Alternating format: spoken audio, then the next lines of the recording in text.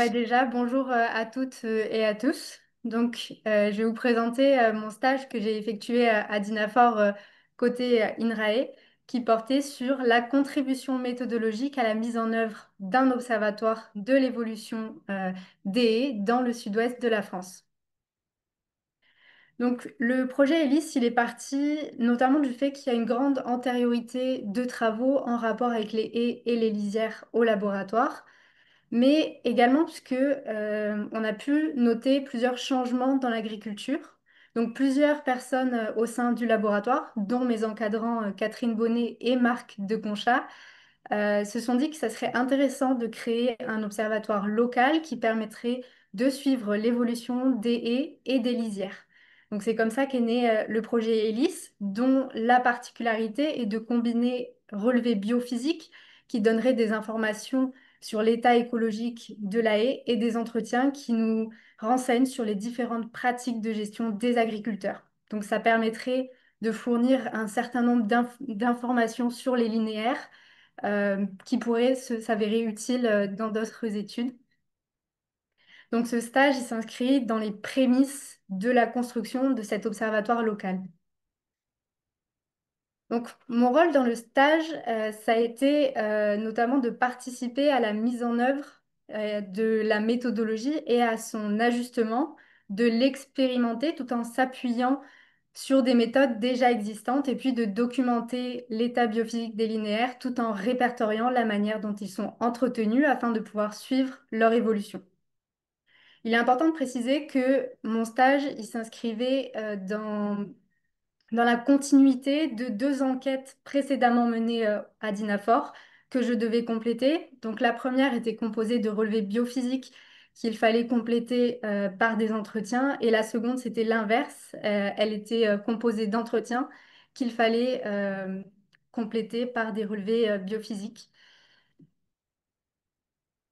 Donc le terrain d'étude de ce stage s'est situé dans la zone atelier Pigard, donc Pyrénées-Garonne, au sud de la Haute-Garonne et plus particulièrement au sein des coteaux de Gascogne, une partie de la zone atelier qui se situe dans l'encadré en contour marron. Donc l'objectif de cette zone atelier, c'est d'étudier les dynamiques socio-écologiques dans le bassin versant de la Garonne. Et nous, notre terrain d'étude, il était plus précisément sur les communes que vous pouvez voir sur la carte, qui sont marquées par des paysages vallonnés, structurés par des haies et des bois, et avec une forte dominance de la polyculture élevage. C'est donc dans ce contexte qu'a été projetée la création de cet observatoire local, puisqu'il paraît particulièrement favorable au suivi des linéaires. Son ancrage dans une dynamique de recherche ancienne facilite la mise en place du protocole de suivi et la présence d'un réseau d'enquêtés préexistant a facilité la prise de contact avec les agriculteurs et permet d'envisager un suivi sur le long terme de l'évolution du bocage et des pratiques associées. Le stage, il s'est organisé autour de la question suivante. Comment concevoir une méthodologie pour un suivi reproductif des haies agricoles, tout en intégrant à la fois leurs caractéristiques biophysiques et les perceptions des agriculteurs qui les gèrent dans un contexte de création d'un observatoire. La première étape pour répondre à cette problématique, ça a été de constituer un état de l'art afin de recontextualiser l'étude dans la littérature scientifique. Pour cela, j'ai répertorié une douzaine d'études. Ça pouvait être à la fois des articles scientifiques dont le protocole avait été publié ou encore des guides techniques. Donc, je les ai répertoriés dans un tableau en classant les relevés qu'ils faisaient en fonction de la structure de lait, la richesse, etc. Toujours en les mettant en rapport avec les relevés que nous relevions pour pouvoir les comparer. Donc cette démarche, ça permet d'avoir un cadre de référence pour évaluer la cohérence de notre méthode.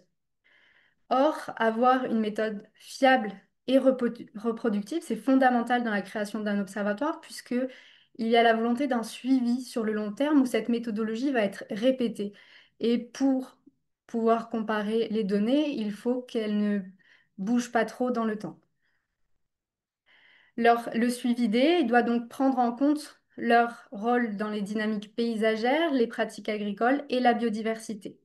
Dans le contexte de Dinafor, l'Observatoire de la haie et des lisières serait destiné à s'inscrire dans une logique de recherche socio-écologique à long terme, combinant relevé biophysique et enquête sociotechnique pour suivre l'évolution des linéaires. La seconde étape, ça a été de préparer le terrain et donc de se familiariser avec le matériel et le formulaire. Pour l'observatoire, Marc et Catherine, ou du moins les personnes s'occupant du projet ELIS, ont choisi la méthode du plan de gestion durable des haies. Euh, Pourquoi cette méthode? Ça a été choisi puisqu'une des deux études dans laquelle mon stage s'inscrit en suivant et les relevés biophysiques sont faits selon ce guide. Donc, dans un souci de comparabilité des données, il a été choisi de suivre la même méthode. Puis, il a fallu tester le protocole et le matériel afin qu'une fois sur le terrain, les relevés se fassent de manière la plus fluide possible. Second temps, il a fallu choisir les haies parmi l'échantillon.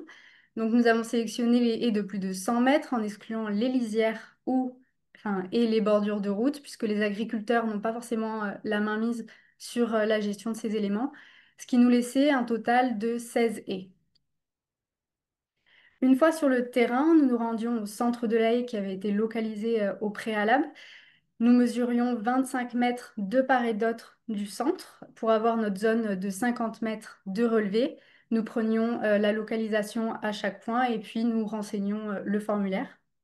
Pour les chiffres, le terrain a duré 4 jours avec en moyenne 4 haies par jour en passant 30 à 40 minutes par haie. Nous nous y rendions entre 2 et 4 personnes pour, euh, pour estimer, pour pouvoir estimer pouvoir confronter du moins nos visions d'estimation de classe pour limiter le biais d'enquêteur. La seconde méthodologie à en mettre en place a été celle des entretiens semi-directifs avec des exploitants agricoles dont l'objectif était de compléter les relevés biophysiques. Pour cela, la première étape, ça a été d'identifier les exploitants afin de construire l'observatoire, puisque même sans faire des entretiens, pour faire les relevés, il faut leur accord. Donc ici, nous avions 24 exploitants à identifier. Grâce à la précieuse aide de Sylvie, nous avons pu avoir accès aux données cadastrales qui nous donnaient le nom des propriétaires, mais aussi à la base de données RPG qui nous donnait le numéro package. Et puis grâce à Aspar, nous avons pu identifier 13 exploitants, dont 10 avec un numéro de téléphone. Donc, après prise de contact, il y a eu 4 réponses positives qui s'en sont suivies par des entretiens. 2 réponses négatives, manque de temps, puisque c'était la période de fauche et de moisson. 3 non-réponses, et puis une autre personne qui, elle, était partie à la retraite. Pour réaliser cet entretien, 2 grilles ont été construites, puisque toujours, je le rappelle toujours, l'objectif est de renouveler les entretiens et donc il y a une grille pour l'entretien premier avec un ensemble de questions et une seconde plus courte qui est une grille de renouvellement. En moyenne, les entretiens ont duré 1 heure et demie et pour le renouvellement, c'est descendu à 30 minutes, donc ça fait vraiment un gain de temps. La dernière méthode utilisée pour identifier les exploitants, ça a été de présenter cette carte. Ça a permis d'identifier, pardon, ça a permis d'identifier les 6 exploitants euh, par le biais des connaissances des agriculteurs qui nous disaient ah, telle parcelle, c'est à un tel. Cette double méthodologie, elle permet d'établir des résultats à la fois écologiques et sociaux. Il est cependant important de préciser que ce stage a principalement une visée méthodologique. Les principaux résultats sont donc liés à l'évaluation de la méthodologie mise en place, donc ici les formulaires. Ça permet d'améliorer les méthodes, dans les phases ultérieures de la constitution de l'observatoire. La majorité des variables se sont avérées plutôt faciles à relever. C'est notamment le cas de l'identification des essences ligneuses et semi-ligneuses, même si ça m'a demandé un petit temps de préparation préalable, puisque j'étais absolument pas familière avec la reconnaissance de végétaux. Donc, ça a été une chouette capacité à apprendre. Au contraire, d'autres variables ont pu poser quelques soucis sur le terrain. C'est notamment le cas de la nature de l'embase de la haie. Ça peut paraître extrêmement simple puisqu'on doit simplement renseigner si la haie est située à plat, en creux ou surélevée. Sauf que d'un côté à l'autre de la haie, l'implantation n'est pas forcément la même. Elle peut être à plat d'un côté et surélevée de l'autre. Donc il serait nécessaire par la suite d'établir une sorte de protocole d'observation pour que l'enquêteur sache comment renseigner le formulaire dans ce cas de figure. Donc ici, c'est quelques exemples d'informations que peuvent donner les formulaires. Donc ici, on peut voir que la majorité des haies que nous avons rencontrées se situent en versant. Elles sont souvent parallèles à la pente et ce sont principalement des taillis sous-futés. Les essences ligneuses qu'on retrouve le plus dans les haies sont le cornouiller sanguin, l'orme champêtre et le prunellier. Et pour les ligneux, c'est principalement les ronces, le lierre et les roses. Tout comme pour les formulaires, il a été nécessaire d'évaluer la grille d'entretien. Donc tout d'abord, faire des entretiens, ça a permis de comprendre les trajectoires évolutives des haies ainsi que leur inclusion dans l'exploitation agricole. Il y a des informations qui ont été, pareil, très faciles à obtenir. C'est notamment le cas des pratiques de gestion, puisque on attendait des réponses assez factuelles. Comment ils entretiennent, avec quel outil, à quelle fréquence. Donc, c'est des informations qui sont assez faciles à donner pour les exploitants. Et au contraire, d'autres n'ont pas connu de grandes réponses. C'est notamment le cas de celles liées aux représentations de l'AE qui font appel à des sentiments qui peuvent parfois être difficiles à exprimer pour les exploitants. Donc voici ici quelques exemples d'informations qu'on peut retrouver dans les entretiens donc la première catégorie, c'est les pratiques de gestion. Donc on peut voir que les entretiens se sont faits majoritairement à l'épareuse, tous les 2 3 ans. La tronçonneuse est passée sur les grosses branches et puis l'entretien se fait souvent à deux. Mais les entretiens, ça permet aussi de souligner les contraintes que la haie représente pour les agriculteurs. Donc, c'est notamment un coût en temps d'entretien, mais c'est aussi une perte de rendement pour les cultures, ou encore on nous a souligné que la législation sur la taille des haies est un peu contraignante par ces dates. Et puis la dernière chose qu'on a pu observer, c'est la variation de la perception selon la spécialisation agricole. La haie est plutôt associée à l'élevage et vue comme un atout pour le bien-être animal, alors que pour les cultures, c'est plutôt vu comme une perte de rendement. Une des thématiques qui a été centrale tout au long de ce stage et qui l'est pour la construction d'un observatoire de la haie, c'est quel est cet objet qu'on étudie? Comment définir une haie? Souvent, elle est définie comme un linéaire d'arbres et ou d'arbustes. Certains ajoutent des spécificités, comme la notion de gestion, par exemple, ou encore certains incluent la flore herbacée. Notre définition se rapproche sensiblement de la première, puisque nous ne sélectionnons que les linéaires d'arbres et ou d'arbustes pour les besoins de l'enquête dans un champ. Cependant, je ne sais pas si vous voyez bien, mais sur la photo à côté, il y a une haie au fond d'un champ. C'est la haie qui appartenait à un enquêté que j'ai eu le plaisir, avec qui j'ai eu le plaisir de m'entretenir, qui m'a dit que ce n'était pas une haie parce qu'elle était majoritairement composée d'arbres et que pour lui, une haie, c'était quelque chose d'assez arbustif et plutôt bas. Donc on peut voir qu'il y a une variation de la définition de la haie selon les acteurs. Il est important de rappeler, comme le disent Baudry et Join, à chaque type d'agriculture, un type de taille, un type de bocage. Ça veut dire qu'on ne peut pas forcément donner une définition universelle de la haie, puisqu'il en existe une multitude qui varie selon plusieurs paramètres, notamment le type d'agriculture ou encore le type de territoire. Un des enjeux de ce stage, ça a été de déterminer une fréquence de relevé pour à la fois les entretiens, mais aussi les relevés biophysiques. Peu d'études sont explicitement conçues pour être renouvelées dans le temps long. Les protocoles publiés décrivent souvent des campagnes ponctuelles sans préciser de fréquence idéale de renouvellement. L'enjeu, c'est donc de déterminer une fréquence qui permettrait de saisir les changements, mais aussi de ne pas sursolliciter les enquêtés. Donc, pour les relevés biophysiques, il y a trois catégories qui ont été définies. Donc, la première, c'est les variables qui sont sensibles aux pratiques agricoles, mais aussi au changement en général.